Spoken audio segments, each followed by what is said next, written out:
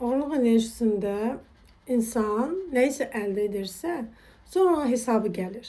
Məsələn, əldə etdiyi hər hansı bir arzunun və yaxud da istənilən problemi, yəni maddiyyatdır da bu dünyada bizim arzularımız, maddiyyatımız olsun, ne bileyim, krediti bağlayayım, o şeyi alım, bunu alım, evi alım, bunu remont edim, onu alım.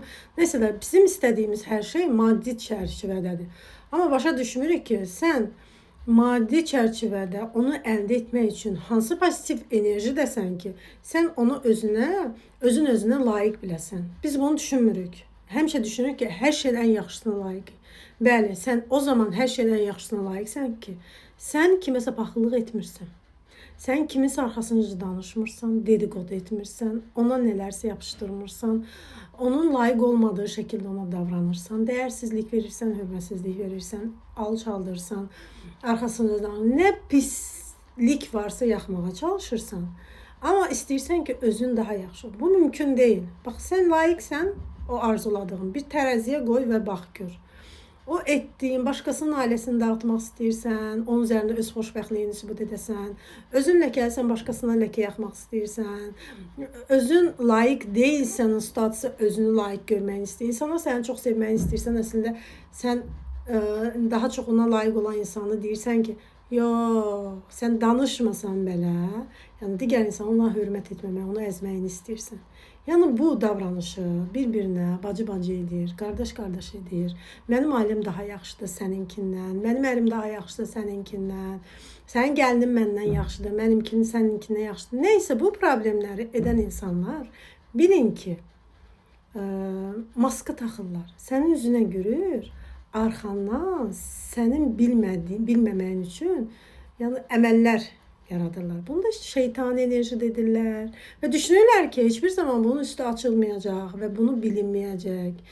Bir enerjini sən nə qədər tutub saxlasan da, əgər sən uzun müddət bu həyatda yaşayırsansa və pis insan görürük də, deyir ki, bax, bu filan kəsə pis deyir. Görsən necə yaşayır, necə arsızdır və yaxud da ki, necə yaxşıdır. Sən bilmirsən ki, enerji nə üçün onu yaşadır, davam etdirir, pisliyin içində olaraq, hansı formada sonu gətirir. Bir şey unutmayaq ki, kim kimə nə pisliyi edirsə etsin, kim kimin arxasınca nə danışır, nə edir. İnanın ki, bunun hamısını enerji işidir. Biz Allah deyirik də, düzdürmü? Allah sonra cəzasını verir deyə. Amma əslində nə olur? Enerjinin hesabatı gedir. Sən filan zaman filan insana etdiyin pisliyin hesabatını, vaxtı sən heç ən çox xoşbəxt olduğun halda gələ bilir. Sən ən çox özünü göylərdə hiss etdiyin anda hesabat gəlir. Hesabat nə gəlir? Sənin etdiyinin bərabərində cavabı gəlir. Sən bunu istəsən də, istəməsən də, sən istədiyin cavab mütləq gəlir. O cavab nədir? Məsələn, sən istəmirdin ki, filan kəsin qızı ərə getsin mənim qızımdan öncə. Ya da filan kəsin ailəsi olsun, mənim kimi olsun. Yəni qohum-qohuma etdiyi pislik, arxasından danışma, özünü daha yaxşı. İnanın ki, kim nə edirsə, kim kimin yolunu bağlayır, kim kimin yolunu açır, gizlin hamı bu işlə məşğuldur, amma heç kim dilinə gətirmir ki, bu işlə məşğuldur. Amma bilin ki, həyat enerji ilə idarə olunur. Düşüncənizdə belə, birinə xəyanət etsəniz, arxasınca danışsanız, haqqına girsəniz, özünüzün nə qədər təmiz olduğunuzu desəniz də xeyri yoxdur. Enerji bilir, dürüsttür enerji, bərabərindədir.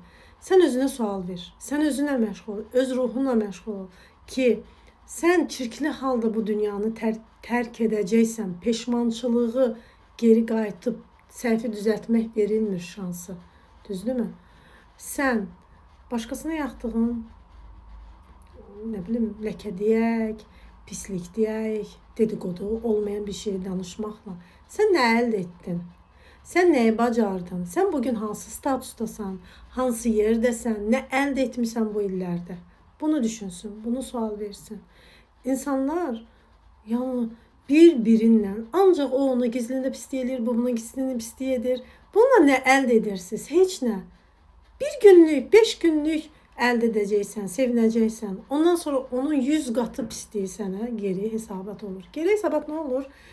O insan hissetti, bildi, geri hesabat gelir. Bir tane bir şey demek istedim. İnsanlar temiz düşüncede olmadan birine ziyan vermek düşüncesinde olmasa, inanın hamı xoşbəxt yaşayır. Kimsədə nəysə gözü olmaz. Ama bu kin, nifrət, pislik o kadar var ki, qısası almaq, mən bunu yaşamışım, o da yaşasın. Qoy hamı bilsin onun nə olduğunu. Əslində özü odur, hamıdan öz sifətini gizlətmək üçün bunu edir. Yəni bilin ki, biri sizə pislik edirsə, öz pisliyini gizlətmək üçün atılan oyundur. Uzun sözün qısası.